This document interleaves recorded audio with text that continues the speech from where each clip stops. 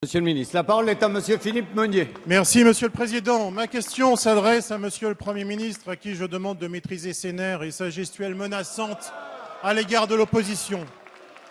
Monsieur le Premier ministre, les Russes ont commémoré le 9 mai dernier la victoire des Alliés contre les nazis. À l'occasion de ce 70e anniversaire, la Russie a organisé des cérémonies à la hauteur du sacrifice de son peuple. Le devoir de mémoire, c'est d'abord respecter le sacrifice des hommes et des femmes qui ont lutté contre l'hitlérisme.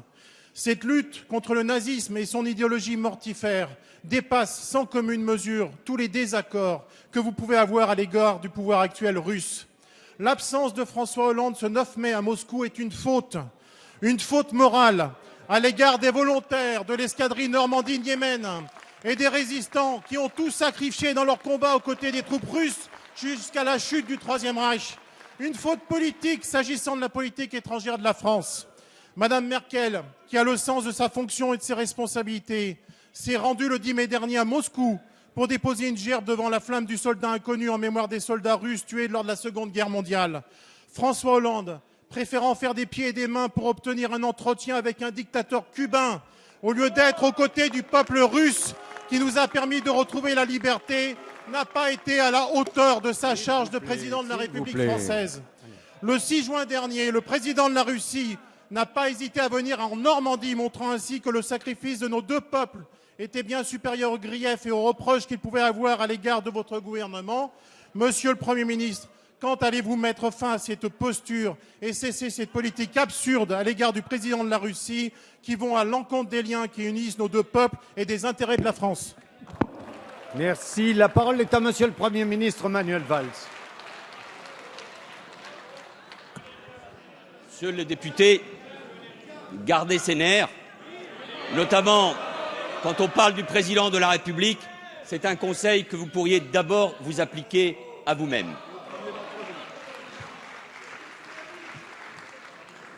Les chefs d'État et de gouvernement de l'Union européenne, et donc c'est le cas entre le président de la République et la chancelière Angela Merkel, se sont concertés précisément sur la présence des responsables de l'Union européenne, et c'est la raison pour laquelle la France était représentée à un haut niveau par Laurent Fabius à l'occasion de ces cérémonies.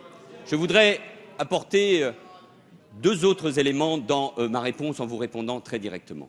J'aurais aimé que dans votre question au gouvernement, vous vous félicitiez par exemple de l'action de la France, et notamment celle de François Hollande, en lien avec Angela Merkel, pour trouver une solution de paix en Ukraine, en lien avec les autorités ukrainiennes et russes. Pourquoi je vous dis cela ?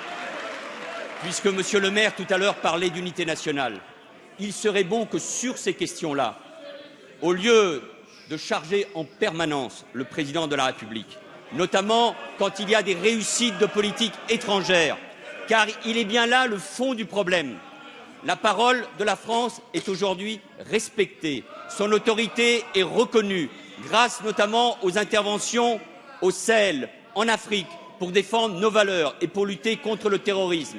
La parole et l'action de la France et celle du président de la République sont saluées grâce à l'initiative que je viens d'évoquer avec la chancelière pour trouver une solution durable en Ukraine. Et enfin, puisque vous y avez fait allusion, oui, le déplacement du président de la République à Cuba est un succès, parce que la France a pris toute sa part dans le rapport entre Cuba, qui est en train d'évoluer, et l'Union européenne.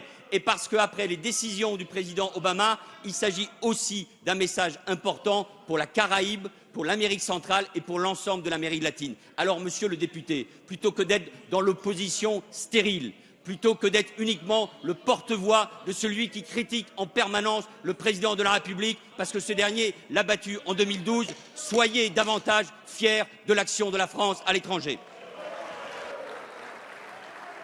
Merci, Monsieur le Premier ministre.